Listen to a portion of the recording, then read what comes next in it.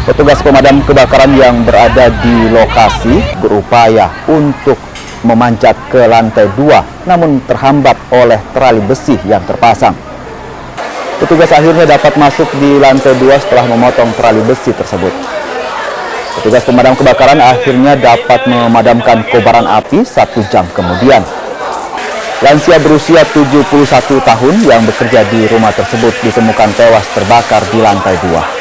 Menurut saksi, kobaran api berasal dari lantai 1 yang kemudian menjalar ke lantai 2.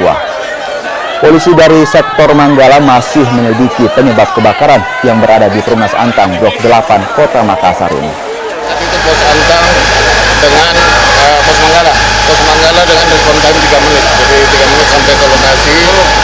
Begitu sampai di lokasi dapat bantuan dari Posko Timur yang langsung kita minta di Posko Timur. Jadi total armada yang ada di lokasi di awal itu 6 unit mobil, ya, 1 unit rescue, jadi ada 7 tambahan 2 unit dari Mako Damkar. Ya. Sampai di lokasi karena akses masuk ke lokasi dapat informasi